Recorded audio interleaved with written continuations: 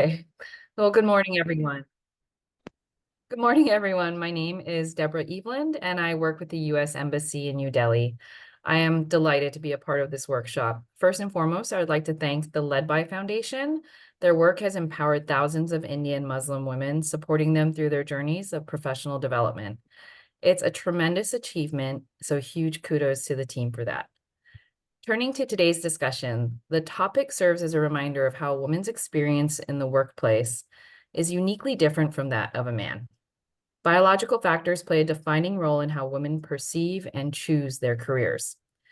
Issues such as menstrual pain, fatigue, or simply the need for menstrual products are real concerns that impact productivity and well-being. Research shows that menstrual symptoms can affect concentration and performance, and furthermore, the shame and discomfort associated with menstruation can hinder women's full participation in the workplace. Menstruation affects roughly half our workforce, but remains shrouded in silence and stigma. By normalizing conversations around menstruation, we create a space where women feel understood and valued, rather than marginalized or invisible during this time. Normalizing discussions about menstruation in the workplace isn't just about being progressive. It's about recognizing the diversity of experiences that make up our workforce and ensuring that everyone, regardless of gender, feels valued and supported. Thus, today, on behalf of the U.S. Embassy, New Delhi, I can say that we are very proud to be supporting the LedBy Foundation. LedBy's efforts to encourage open dialogue about menstruation will contribute to creating a culture where it's okay to talk about these issues without shame. I also extend my thanks to our facilitator for today, Shagun Maheswari, co-founder of Papaya. Despite her young age, she has done some incredibly significant work in the domain of women's health and women's menstrual hygiene. Her experience and expertise make her the perfect person to lead this discussion, and I'm sure her insights will greatly benefit all those who have joined today. With this, I hand this over to you, Shagun. Thank you for the introduction, Deborah. So hi, I'm really happy to be here. And I thought before we get into before we get into a discussion like serious topics, I'd like to share what I've done, who I am, and I have a little deck. So maybe I'll share my screen. Give me 1 second. Oh, there you go.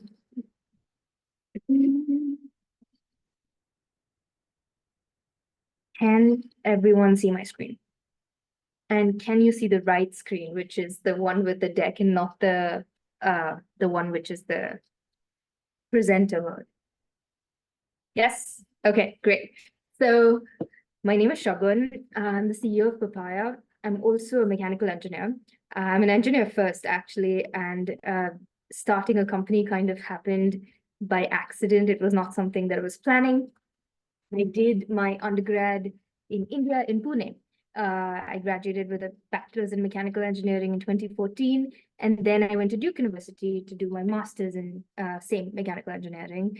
I have been working at various, like Applied Materials is a giant company, but also progressively smaller. Like I've gone from big companies to smaller and smaller, and now to starting my own company. So that's been the progression.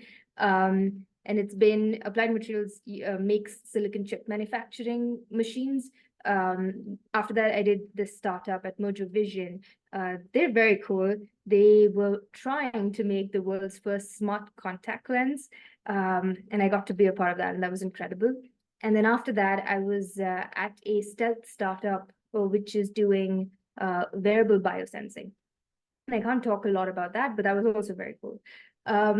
But apart from this, I have been obsessed with menstruation, women's health, and climate change for as long as I remember. And I guess that's why Papaya. So that's been the journey so far.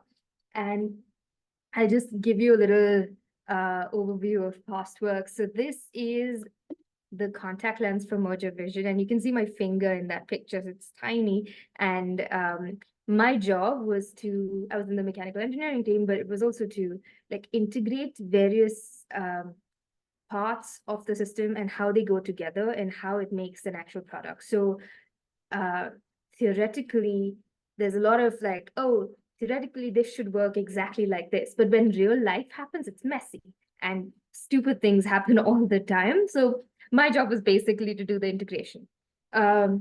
And at the biosensing company, it was similar. I was basically working with chemistry, with optics, with mechanical parts, and putting it together so that they don't break into a small patch that goes presumably on your arm. Too early stage. But so I've always been sort of I've always felt like I am basically playing in the lab. That's the best way to describe my job. And it's always been like, oh, every day has been a bit new and we'll see what happens, sort of a thing. So wait.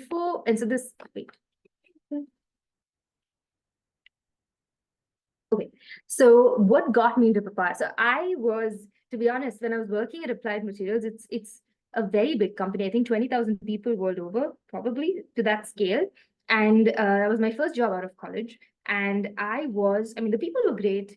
The project was nice, I suppose, but I was unhappy. I was just so unhappy. I remember coming home and crying to sleep that this cannot be it. Like I want to do technical stuff, but I keep getting pushed towards project managerial roles. Like I want to spend time in the lab. I want to do actual science. And I was going a bit out of my mind. And at the time, I was also trying a lot of menstrual products because I have wanted to find a better menstrual product for myself, which is also like something that you don't even feel you're wearing, but which is also sustainable. So that was always like something I was doing on the background. And I tried everything. And menstrual cups, tampons, period underwear, pads. I fell in love with the menstrual cup. It's a reusable silicone cup, and you don't feel it, and it's great. It worked for me. And I was so happy. I made this WhatsApp group with all my family and friends, and I sent them all like, you have to try this. It's been 10 years, and I've not been able to convince anyone. And I realized that like it may work for me, but not everyone has the same experience. And two, there's a lot of like this kind of a product takes education, and it takes a lot of trial and error. It doesn't work the first time. It like you keep messing with it, and maybe it works, maybe it doesn't. And sometimes people just don't want to do it. Like uh, a lot of my family members are like, I am not comfortable putting something in my body like that, so no. And I figured that, okay, if that is the case, how do we make the basic pad better? Like most people use pads, how do we just make that experience really good? And so that's where I was moonlighting at this community bio lab, where I was experimenting with different materials to make a pad. So it's kind of the background. The way and because this is funny, because I was playing with my own menstrual blood when I was trying to find the right materials. And what I found out more later on is that other companies use salt water to test their menstrual, like people don't actually use menstrual blood to test menstrual products, which is just mind blowing. That is just naturally to me, that was not how I approached it. And that is the only reason I think that I realized that we can make a better pad by coagulating blood. It doesn't have to work just by absorbing. And my problem with regular pads had always been that there were many, like bamboo pads or natural fiber pads, but they were never as comfortable as regular pads. So how do we fix that issue? Because plastic is really good at absorbing. And so coagulating blood really helped fix that issue in my head. And these are just iterations from a lot of like lab iterations of getting blood from the blood bank, getting menstrual blood, getting like a lot of different sources of blood and trying things out. And then there were iterations and finally like evolving to an actual pad. And this took 5 years. It took a while because this was not something I was doing full time. It was like after work. And this was the technical side of it. But on the other side, we also had to like building a product is a lot more than just the technical stack. And this is sort of the evolution of Papaya's just the look and what we wanted it to look. At this time, we also were incubated at Anand University, and we got to work with incredible people there. So Shreya, I don't know if she's on the call, but she is our first employee, and she's amazing. She's a product designer, and we got her from Ananta University. And she is responsible for basically the packaging like it looks today. So this is the evolution. This is how it looks. And this is me and Shreya after we finished manufacturing our first pilot batch, and we were packaging it at a nonprofit in Mumbai, Maheswari Foundation, and this is us at the sort of packaging party. And then these are just some composting experiments. Wait, I'll show you this video. Is it playing? There you go.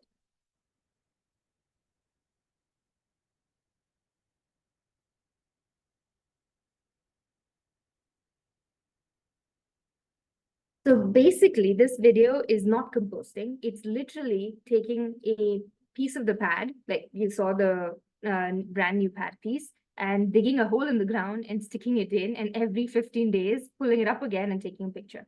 That's all this is. This is not composting. It is just what happens if I dig a hole in the ground and put the pad in. So this is very promising, but obviously this we also have other composting tests going on. One of them is what happens if you like our waste collection system is not good enough to ensure that every pad gets into a composter. So what happens if it's just left on a landfill? So one of the tests is seeing degradation in landfill settings, and one of the tests is seeing composting in an actual composter. And we have seen really good results with both. The landfill one, already at 2 months in landfill settings, it's showing more than 60% degradation, which is great. And the composting setting results are due any day now, but we're very, very optimistic because of all our previous studies that have led to this so far. So that's that. Oh, second. Okay, yeah. So what else? We also wanted to make sure, like lately, there were a lot of articles in the news about phthalates, volatile organic compounds, and just toxic material in pads. And this is not just India, but all over the world, there were these reports coming out. And the issue is most plastic manufacturing techniques by default have a lot of these chemicals in the manufacturing techniques. So if we go away from plastics, we can go away from phthalates, and unless like you decide to put it in, and why would you do that? But yeah, so if you go away from plastic manufacturing, it takes care of a lot of these issues. And phthalates have it's this chemical that has links to endocrine disruption and reproduction and fertility issues. And so we want to make sure that, and a pad is something so intimate to use, and vaginal tissue is very absorbent. So like if your skin, if you put something on regular skin, putting the same thing on your vaginal tissue is 10x more absorbent. So the idea was not to have anything like that in the pad. And this is a snapshot of our old website, actually. But yeah, we're in the process of migrating over to our new website. We also have a club. It's called the Papaya Club. It's a community of women where we can talk about basically menstruation is just one, but there are so many other things part of the female experience and anything and everything. So it's just a community to feel support. And that's a picture of the 4 people on the team. I need an updated group team picture, but that is Shreya, Tanya, and Twishi, and me. And if anyone's interested in joining the Papaya Club, do scan the QR code and check us out. Other than this, last year we came across this Little Leagues girls cricket team in Punjab, and it's incredible. And do check out Gulab Shergill. He is this inspector who, in his free time, has put together this cricket training for little girls in this village, and it's like it's a small village where girls are told that they are supposed to get married, they're not supposed to go to school after a certain age, but he's putting them on the map. He's taking them to places and play. Yeah, so it's really cool. So we gave them a bunch of boxes to try, and this is just a picture of them. But yeah, check out Gulab Shergill. He's doing really cool work. So the idea is we want to continuously be involved in projects like this, where we can like be partnered with people who are doing cool things. like actually making meaningful change. So that would be really nice. And yeah, thank you. So that's all I had to present, but I would like to open it up to questions. Oh, Yeah, so thank you so much, Shagun, for sharing your experience so far. And it's amazing. So just an FYI for our audience, like why we even choose this topic. I mean, like how we came across with this thought. So it's not always about so we talk about professional development, skill development, and there are certain aspects we always forget. Like if our personal life is not good enough and we are not comfortable enough, we will never able to thrive in our professional life.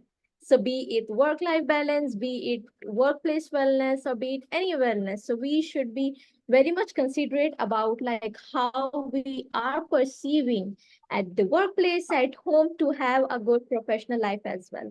So this session is actually aligns with our goal of professional development only, like how you are breaking taboos.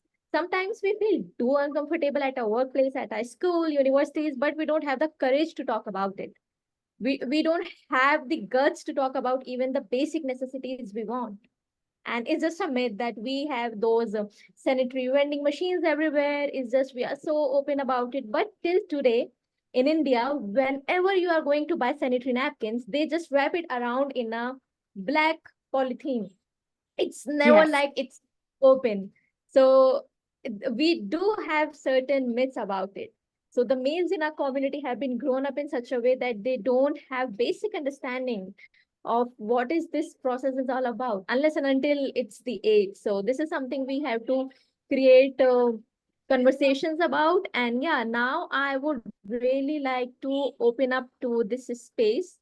Any doubt, any query, any uncomfortable thing you feel like, because we have Shagun here, apart from being like the mother of the Papaya Club, like the Papaya India, she has been a good entrepreneur as well. Like she has taken the initiative to just go like away from the typical life of being a mechanical engineer and stepping into the entrepreneurship. So it's a safe space, even if you would like something to experiment in entrepreneurship. So yeah, the floor is Yeah, all I yours. mean, I think we can You talk would like about to. anything and everything. Yeah, we can talk about engineering, working, um, other people who've cried after work because they just feel like their skills could be better used elsewhere and they just don't know how to do that. I sympathize. And as a mechanical engineer, I've always been in all male teams. And I have been very fortunate that people have been really nice and supportive. But even that experience, I'm happy to share. Yes. Yeah, so Shagun, my very first question to you will be particularly talking about the women's health. I still feel like that, yeah, we need to do some encouragement for the women, but I do feel like that women also do hesitate to talk about it. I mean, like it's a women's group right now, but even there are a number of women who don't feel comfortable talking about the menstruation, how it can be, like we can deal with it, how we can make this experience a little better, and what are the myths and the facts. So based on your experience, and I'm damn sure you might have done a lot of research for your startup, so how you came across this. You went on mute. I think mid question you went on mute. How you came across? What was the Yeah, entire? yeah, so how often you came across with this thought in your like research time, or yeah, So, within your whole life. yeah. So I am a little bit of not the most what is the right word? I'm not the most perceptive person. And oftentimes I have been in rooms where I talk about menstruation or any other bodily functions just very openly. And then I get a response. And then I get, oh, maybe this is not something. So that like was not quite there from the beginning. Like the what but I think it's also partly because I grew up in a all doctor family. So it was just like sort of taken in stride. But I do get that people do have an initial like response of not wanting to talk about it. But I've also seen that once you start talking about it, people open up, and you realize that it's a very shared experience. And I think the first step is to just talk about it, because you never know that what you're feeling or what you're going through is, you're probably not alone. And probably, like, if you just take the step, you'll find like 5 more people who are like, exactly, that happens to me as well. So it's been a little bit mixed bag. And it's gotten to the point where my family is used to me talking about things like menstruation on the dinner table. But I get that that is not most people's experience. But yeah, we need to start in our own minds, not thinking like it is um, something to be shy or ashamed about, because it is a natural bodily function. And it's also leads to a lot of beautiful things, but like, yeah, it's a natural bodily function. Is a pain to have, but yes.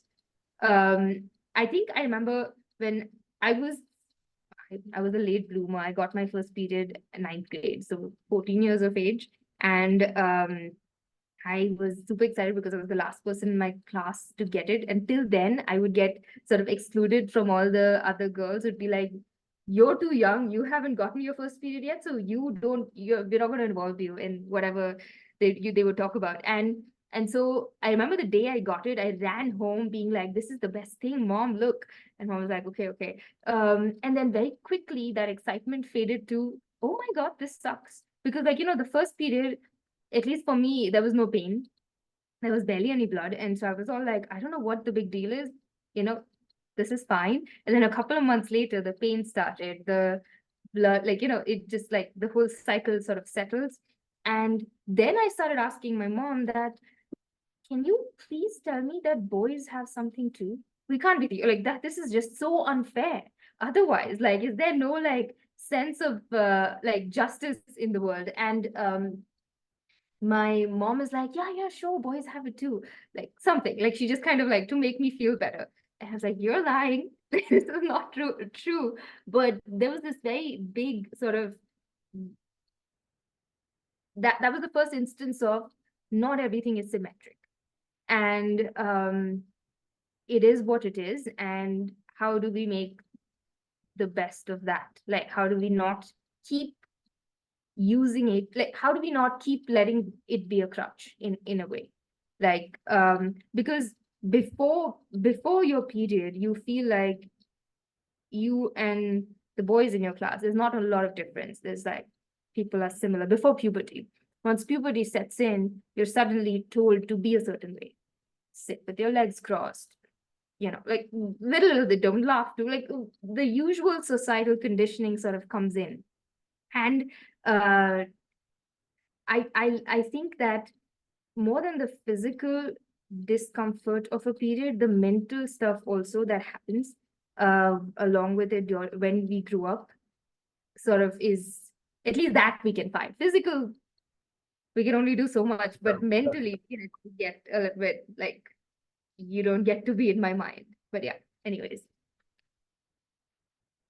Yeah, absolutely. I can definitely relate with the fact. I still remember when I get my first period, and I was very shy to talk about it. And I talked with my friend that, hey, this is something I have suffered, and like I'm going through.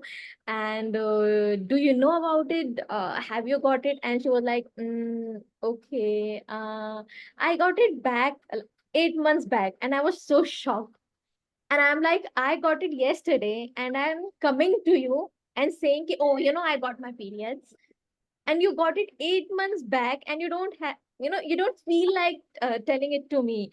And she was like, I was not sure if you will exclude me from the group, what everyone will think about, and how they will perceive me and everything. And I'm like, oh, okay. I mean, that's a very natural phenomenon. We all suffer from it. So why we are so shy about it? Yeah. Talk. So yeah, I can actually got the hint. And my next question, Shagun, to you will be, what are some of the myths you came across related to the menstruation periods, about the health, and you are just like, oh, just stop it, and these are just Oh, myths. no, I mean, so many, right? And I think growing up, we all have faced these. I come from, like, my family is very religious. And when I used to like I think the biggest one was that on your period, you don't touch the refrigerator. You don't go to the temple. You don't touch the clean drying clothes on the line. And this more like not my like my grandparents' house, like when I would go for summer vacations and all, it would become a very like thing. And my mom used to always tell me that, if you get your period during our summer trip, just maybe don't tell people. They will treat you differently, and it is just like, just don't tell people. And I was like, yeah, why will I tell people? Fine. And then there was this instance, I remember I wanted mangoes, I think, and my aunt was like, go get the mango, it's in like the temple room. And now, when you're a child, you have this weird sense of like, what is morally correct. And I was like, oh, I can't tell you I have a period, but I can't enter because you believe that I should not be entering the temple room. And so I'm just standing on the threshold and telling her, can you give it to me? And she's just like, what's going on? Just walk 3 steps, like get the mango. And just like, no, please give it to me. And she's just like, you're on your period, aren't you? That's why, like, and then the minute she knew, the whole house knew. And I had another aunt who was visiting who was pregnant. And I remember, like, in the evening, we're all sitting together playing some game. And the aunt who's pregnant is like, hey, can you sit like on the other couch? Like, don't touch me. And at that moment, I got really angry. And I remember like being all like, see, in my case, at least the blood is coming out. In your case, that's the blood that's nourishing the child. So if you really want to compare impurities, who's more impure? At least in my case, it's out of my body. My mom had to take me out, and she's like, you can't scream at people like this, and we need to calm down. But the idea is that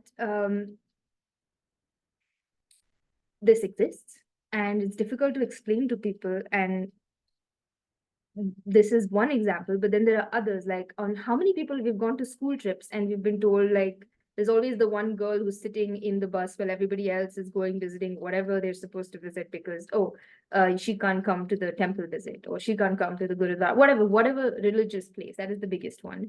There have been others, like the reason we're called a papaya is because one of the biggest things we're told is like, if your period is late, eat a papaya. If your period is not late, eat a, like, there's like conflicting opinions on the role of a papaya in getting your period on time. Whether these are true or not true is very situational. Maybe you ate it and maybe one time it came. Maybe you, like, it's like, this is sort of one of those things that people tell you. Others don't wash your hair. Don't touch pickle. Or I think you all must have faced these. There are so many, and we're not here to really argue with right or wrong. We're just here to say that this makes us feel not included, and it makes us from a very young age feel like it's impure and we are dirty because we have it. And that is the problem. Like, don't make us feel that way. Like, we're not impure, we're not dirty. It's like a very nutrient rich blood that is coming out. And yeah, so we've all had the whole, like, I can't be the only one. Like, these are very normal period related stigmas that people must have faced. Yeah. I would really like to put forward this question to our audience as well. Like, what are the myths you have came across and you have heard people saying, ki, oh, so there's just one myth I came across, that please don't take a bath when you are on the first 3 days or Yes, that one. periods. So that is something I came across. Yeah, that just please don't bath. And my mother particularly, she keeps a watch on me. I mean, as if what illegal activity I'm going to do in the first 3 days, or something that don't take bath, and that way. And Sai is saying don't touch plants. Okay. I mean, that's quite different. Don't touch plants. Anything else? I'm really curious to know about, because these myths actually change from region to region as Yes. well, from religion to religion, from tradition to tradition as well. So we are very curious to know. And please feel free to just let us know, like, what are some of the things you came across. And you can please be on camera, or you can unmute yourself. You can unmute yourself though. The Anything, funny anyone? thing is that we are made to believe that it is whatever it is like some bad things are going to happen if we do this. And like we're conditioned that no, this is like it's dirty. And that is just, yeah, I don't think like plants care one way or the other what we do. But yeah.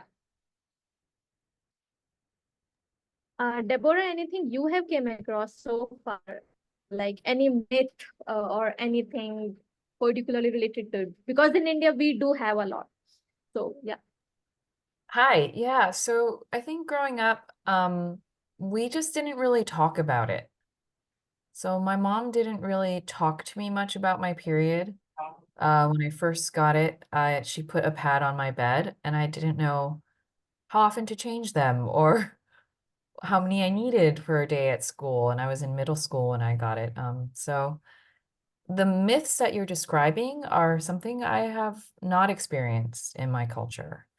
Um, a lot of times the major restriction for us growing up was not being able to swim because you can't swim with a menstrual pad.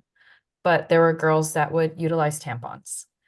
But my mom's myth about that was tampons were unhealthy. And that's basically the one thing I grew up hearing from her about it. But yeah, as we did not talk about it much.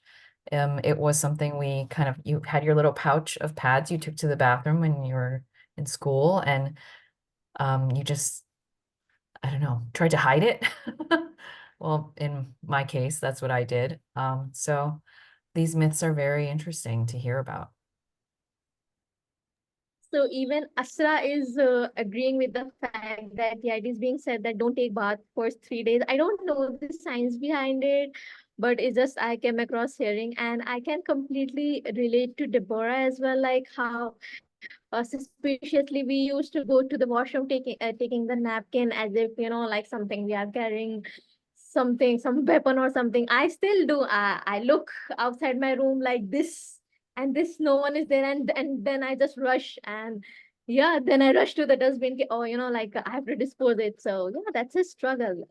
That's a really different struggle to even like dispose it, and seem like, oh, everything is fine and everything. And the weird part is, so I have a little brother, and he's just so suspicious, and he just look at me like this. So what you have, disposed? You are just coming out of the washroom. What did you take in? And what did you dispose? And I'm like, okay, just go, play and do something. And he's like, no, what did you dispose? Just tell me. I'm going to tell the mom, it's something happening. And I'm like, it's just something. So Next yeah, time, sometimes run it's to the really tough kitchen. to even explain to your things. Yeah, so I still rush to dispose so that no one can see it. Absolutely, yes, I can relate to it. I'm still doing it. Perfect. And another, so this conversation reminded me of something. So my very close friend, her name is Priyanka. She told me that her father particularly was not even aware about periods till he got married. He was not aware about it even at the age of 30. And so when she told me, I was like, no, you are lying and you are just cooking some conversation or, some doing. And she's like, no, I'm not. So he always seems like, oh, there is some phenomena, but no one told him about it. And at the same time, he didn't feel curious about, knowing about a women's health. So when he got married, then he realized, oh, what changes women came across. And then he got to know it. So it's just so awkward to feel that at the age of 30 men is going to learn about periods. So it's not always I still remember when I got my first orientation about periods. My teacher said, oh, all the boys just go out, you have your playtime, and girls please.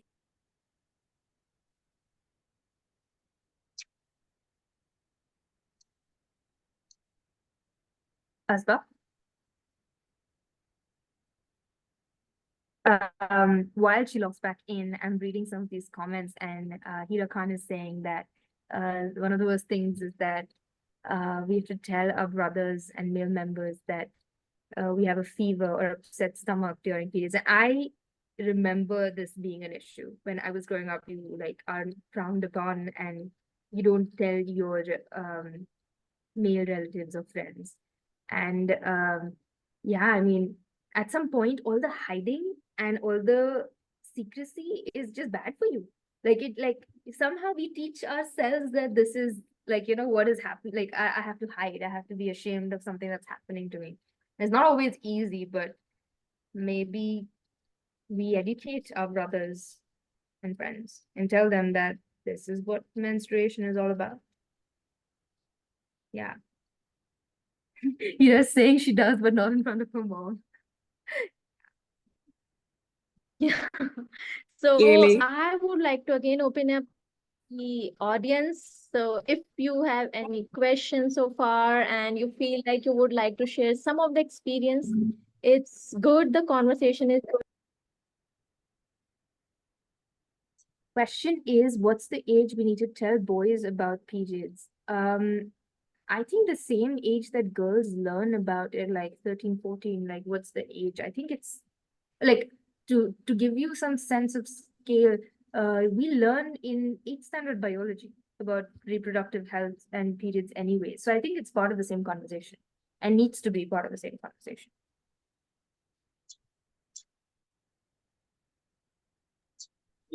Yeah. So Hi.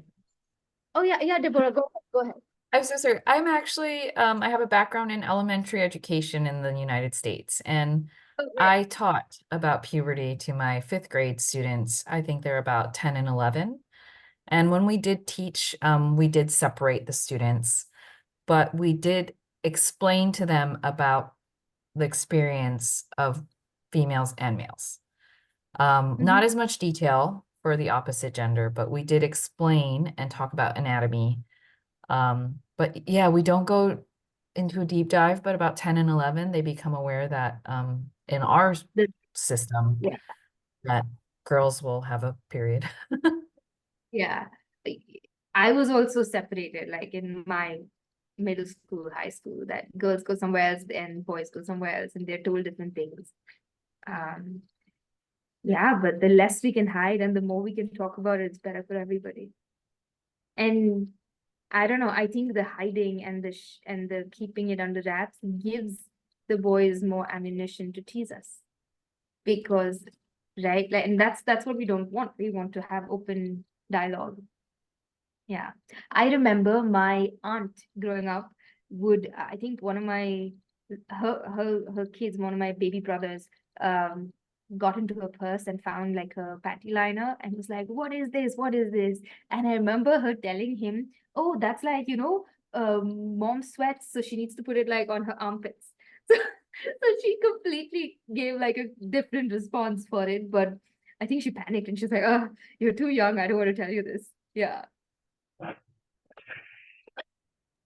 Oh, Shagun, my next question to you will be like, we are at our workplaces, schools, and there is something more we have to do about. So it's not even at the school level, it's more at the workplace level. It's not very welcoming. And we have heard a number of myths, or maybe, discrimination, particularly, or the uncomfortable feeling that women face, particularly at the workplace. So how do you think we can initiate those conversations with our managers, with our HRs, like, hey, maybe in terms of leave, or maybe in terms of the facilities we can get? So any suggestion of yours yeah. or any thoughts? I think I think I think Hira is saying exactly that. Like she has to tell people that she has a fever to get work from home during heated days. Because the first 2 days are terrible.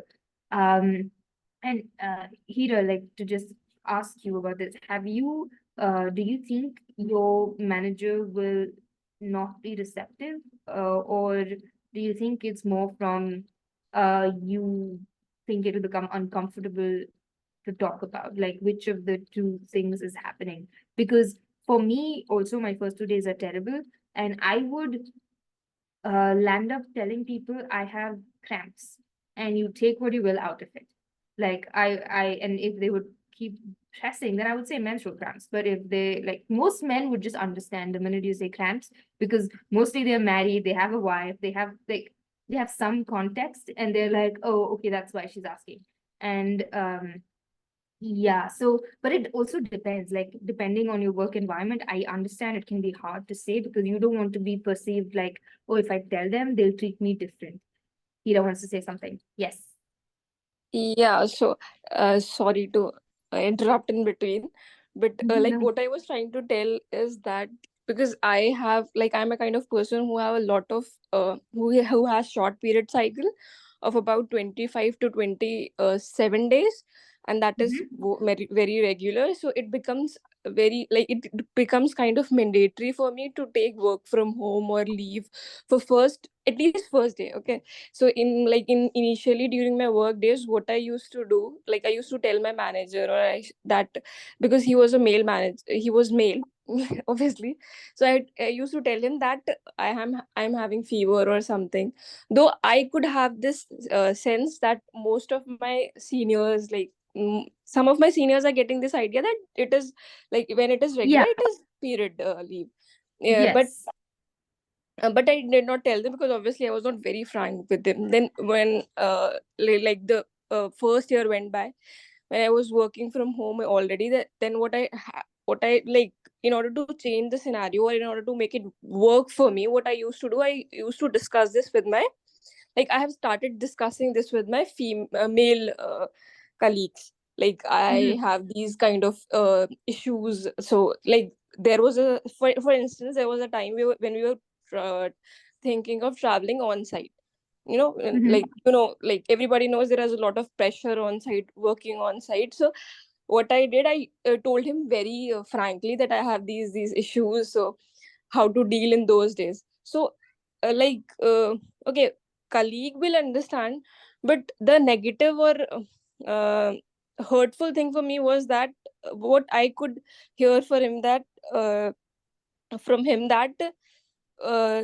managers are less likely to choose girls who are first pregnant, because obviously when a woman is pregnant she would be more likely to get work from home or sick leaves or this and that, and her performance will be not at best.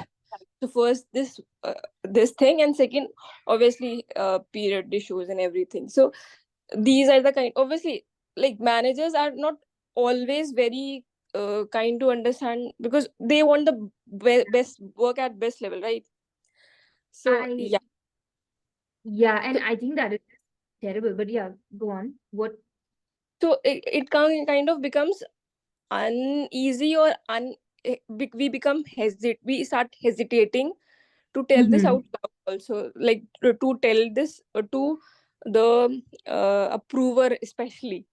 So these Mm. are my like experiences. Yeah. So, but like there are two segments to this. One is the menstruation, and you said it yourself. It's like if it's regular enough, our male colleagues are like they have enough female relatives to understand that this is probably period related. And the second one is the pregnancy. So, if we keep the pregnancy aside for a little bit, just the menstruation enough should not hopefully cause the same stress response, because it's literally the opposite signal that I am not pregnant and I am not Hmm. going to take, I'm not going to vanish tomorrow. No, but Second, kind of these are the female issues. So this yeah, is what I was trying to bring into picture. Huh. no, we get it. The whole pregnancy thing is like Mm-hmm. depending on which company. So I think there are positive things happening as well. Like many companies, especially like the newer companies, or they are adopting more equitable practices and Mm-hmm. get maternity leave, but you also get like paternity leave. The whole idea is that the workload gets a bit shared, etc. But not all companies have shifted to a more evolved approach, and I think that going to be a long battle. But if you are planning to have a child, and if you think that this is going to become an issue, then maybe it would be nice to talk to your HR well in advance, right? That, hey, how do I navigate? Maybe that is a better way forward. And maybe the other thing to do is, if you have any female employees in the same, like maybe above your manager or in the same position as your manager, even talking to them and seeing how they must have navigated something similar might give you some ways of at least not feeling alone, but might even bring about the conversation in your company on what can be done. This So is the nice suggestion. I'll keep that in mind. yeah, like talking, yeah. Mm-hmm. Sadly, there is no like, magic wand we can uh wave around, but I think it's at least going in the right direction, right? Like Exactly. This is how we have to yeah. make things work for us in the long term. Like this is how we as women, like we as women, learn to move forward with the like with Yes. everything. Yeah, and I think it all starts with us talking more about it to our male colleagues, to our kids, to our brothers, to every like male who is part of our family, like who cares about us. They need to know, and they need to feel like they like, what do you do for a loved one, but you support them. Mm-hmm. Yeah. Right. Thank you for listening. No, of course, and thank you for bringing it up. That is a real struggle. Yeah. Yeah, I remember. really. Mm. I, I remember when I was little, 15, 16, and you understand by that age that, you see your mom, you see your aunts, they all like got married, all were having careers, or maybe they were educated enough, but then they had a kid, and after that they either stopped working or didn't like their life changed. Meanwhile, Exactly. my case, I never saw any of my male members of my family get limited career wise, and I Mm. was always like, I am not going to do this. I will like, this is just not okay. And I remember my dad thinking, this is SNH, like this is not the thing. You will have to give up at least a couple of years to family. And I remember like 15-year-old, you're all like angry and you're all like, no, this can't happen. Now I am 32, and I feel like at least now we have more options. I also feel like it is not as black and white. It's not as like, you have a kid and you immediately like life changes. Maybe we're lucky enough that we meet right partners who support us, and maybe we talk to more people, find community at the places we work. Maybe it's not all like, as stark as we were once told it needs to be. Yeah. Also, I don't know who knows this. I think before during COVID times, or there were like for 2 years there was this discussion going on that like period leaves were going to be made compulsory for for once in a month in companies. Even Zomato started this. Like I can recall Yeah.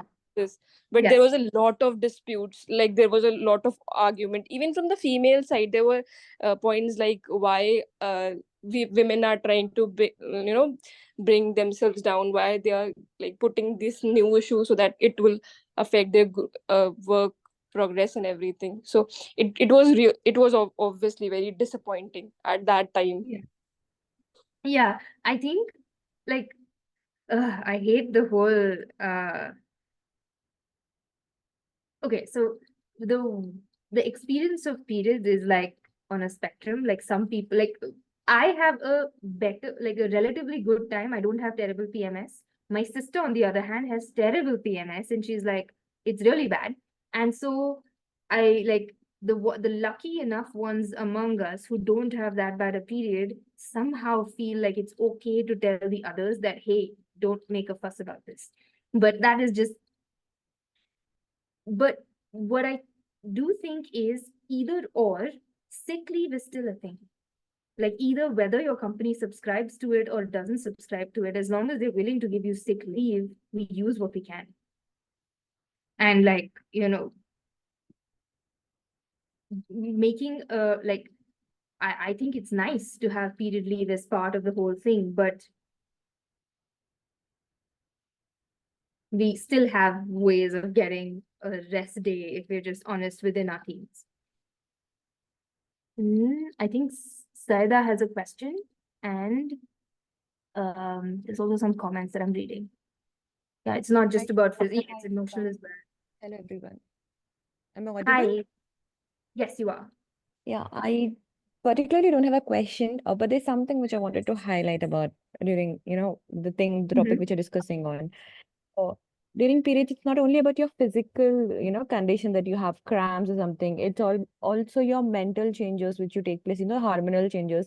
There is sudden anger in you, and there is sudden, emotion that, you want to cry or you're upset and you don't know why you're upset. And all these things affect when you're working, Maybe you're working on a project and something comes up and you get irritated. It shows up on your face, and the other colleague doesn't understand, especially male colleagues. And sometimes even your female colleagues don't understand because everyone's periods are different. Some might have, the physical attributes might be very apparent, saying, they are in pain, they are having, heavy feet, or the legs are paining, their back is paining. Those are all manageable, okay? Because when Yeah. we are on fever, also we work. But when it's your Yeah. emotional quotient which is on stake, you don't know why you're feeling emotionally high. You don't know Yeah. why there's sudden burst of emotions where you want to get angry, or you want to just simply cry, or you get irritated, agitated, or anxious. And this thing doesn't make sense at workplace. They don't understand because men mostly, they are not educated, first of all. Secondly, if they are educated, they only know that there are some physical changes happening, and she might go through some pain, and which is tolerable because when she can be a mother, she can go to maternity leave and then come back and work. And when they have surgeries on other sick leaves, they are and they work. And why not these days? So I think when women also speak about this issue on open platform, the thing they need to address is about the emotional and hormonal imbalances which are happening, which can sometimes be depressing, and it can lead you to depression as well. Seeing that, Yes. these people are not understanding, and it can go to some other spectrum. So one thing, the one window opens into another thing. And when, women come back on open platforms who are in higher levels and speak like, we are feminists and we want to be equal. Yeah, we want to be, but our equalness is completely different to what men are. Emotionally, we are different. So there's Does no not mean way, treating the same. Yes, it means there's treating no way that, women. like if we are voting or if we are fighting for equality, it doesn't mean that emotionally also we are equal. In certain things, emotionally, women are way better or way strong than men.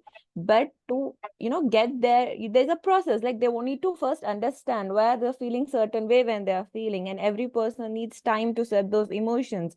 And you can't expect women every time to be on their emotional guard or feminist guard, saying yeah, we are feminist and whatever happens we'll take it up. No, please, yeah, we want equality, but but at the same time we But are we are women, not. and we Yeah, we are. are to be taken care, a special or special status. We love it. And by women, I guess by birth, we want that. And so I don't, and when this kind of people go and speak, it really hurts. So I So think I don't know if I resonate no, with many yeah. people here, but No, Saida, what you're saying is that just like because we are treating equal does not mean we turn a blind eye on obvious issues that affect women differently. So I agree, like it is not equality does not mean you basically say like you see two very different needs and you give them the same solution. That is not equality. Like so true. what we mean by feminism is that we want to make sure that we are supported the way we need to be supported, and that's so that we can perform at the same level. That's what we're saying. We're not saying that, oh, we're going to treat two people who are very different in the like give them the same sort of. Yeah, no, I brought that question because when before me, the female who spoke, sorry, I couldn't recall her name, but it was that like when we wanted, the talk was about, menstrual leave to be added Yeah. along the sick leaves and everything. So that time many females opposed it, saying no, we are equal. They brought this Yeah. question to only, saying that we want to be equal. Men were like, when you want fight for feminism, like equalism and everything, equality, then why do you want this? Correct? So but this is the point which I guess many people miss, speaking out Yeah, they on don't those realize. kind of platforms, or getting this kind of direction or dimension to that discussion is very important, which I feel is lacking. Yeah, also like just to put one thing, and this somebody told me, and I thought it was genius. So these days we all use Slack or some kind of IM platform when we work, right? And she said, I have severe menstrual cramps and I also have the emotional side of it. So I can be a little short-tempered, blah, blah, blah. Like she knows that this happens to her. So on her Slack status, she puts like blood drops, something. She makes it very obvious. And so her team knows to like, okay, there is probably like, it's probably going to be a little bit, not as usual, and she's going to be a little bit more emotionally heightened, and they are supportive enough to take it in stride and be like, fine, this we are going to work with this, but now everybody knows, and they're like on the same page. This may not work for everybody may not be comfortable Yes, telling I everybody. like to add to Yeah, Shagun, what Shagun said. You're telling this, but I'll try to bring it up. Well, only a small incident which happened. So last week, I know it is not very relatable, but I'll try to connect it to what you said. We just yeah, had a get together, okay, team get together, and we were in a bar. We all went out there. So I am a hijabi, so but I like dancing. So I went out. I did my dance. I was dancing with my colleagues and everything. So the male members of my team, of my own team, and they didn't expect a Muslim, a hijabi, to be out there dancing with her friends. So they were so shocked with that. So I work. I'm in Hyderabad. So here the South people, I say, the men mindset is very enclosed. They are towards your outer appearance. So something like periods, when we get, they don't even listen to you, or they'll feel that this girl has gone to some other extent. It's like very open, and they start talk. There's another discussion which might start in the office, saying this is not how you open up about things, and this is not how you need to discuss these things, and these are men, in our society this doesn't happen. So these things are, I'll say, a big no, especially if I'm working and I can't say in my team to my team male members saying, this is what I'm suffering with. no, no, But no, these this is small a things only, they'll make a fuss out of it. Yeah, this is a very unique thing, but maybe the moral of the story is not to tell people this is what's happening, but maybe if you know yourself that this happens to me, maybe we can learn better ways to ground ourselves in that situation, and maybe that would help, right? And finding community when we need it. I just wanted to uh, quickly touch on Asra's comment also, because I think Asba is like, you have your hand raised, but. Asra, you're saying that you're a mother, you have a baby girl, and you're a physiotherapist, but you had to take a break from professional life, and you have a motivating husband, but you have lost your confidence to go back. And this is so relatable. I can't relate on my own because I don't have kids yet, but my mother, I think I see her story, and I feel like this is exactly what she went through. And all I can feel is like, this is very real. Like, a lot of women go through this. And I think there are many mom communities out there. And I think maybe if you seek that community, you may actually find a lot of support, and you may even find people that have been like, this is what helped. But in general, like, I think, and this also touches back to Saida, your point about like the emotional things, right? Not only for, like, in general, sometimes therapy, community, all of these things might help us navigate how to know ourselves better, and how to like equip ourselves to not let menstruation or um you know things that having a child does to your body and mind, like, get in the way. Like, maybe we will be able to, yeah. So But this, just yeah. to intervene, so we are on time, and I just love the way this conversation for the last 1 hour carried out. I mean, yeah, in the starting, we were a bit hesitant, but the way we moved, and that's what we actually want, to initiate conversations so that the initial first few moments you feel comfortable, and then you're like, like, I have so much to share. And that's what we need to do the same, be it at our home setting, be at our workplace, and that's how things will change. And just to touching upon a few points, like, yeah, so the question was like, if the leaves are actually necessary. It totally depends. I mean, I personally don't get any cramps, alhamdulillah, but I do encourage my interns, I do encourage people working with me that if you are feeling so much pain, just take a leave. Why you are struggling over the call? Why you are struggling to work? Why?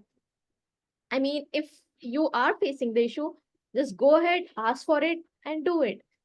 So Mhm. that's how things will be changed. Like, you have to initiate, you have to motivate, because I feel like there are a number of people who feel pain even in like very small, small things. or even there are people who don't feel any of the pain. So like these things are different, and this needs to be acknowledged, and we need to have certain empathy for everyone out there, even if even if like they are suffering from anything, be it mental, physical, or anything.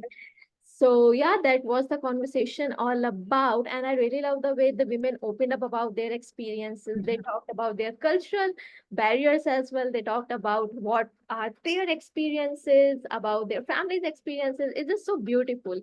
And by being mindful of everyone's time, I would really like to thank Deborah and Shagun for joining us on a weekend. It's not easy. I'm damn sure you guys might be having a lot of work and spirit. And Shagun, so she's joining from a different time zone. It's totally No, it's great. It's lovely to be here. I had the best time. This was a very nice conversation. And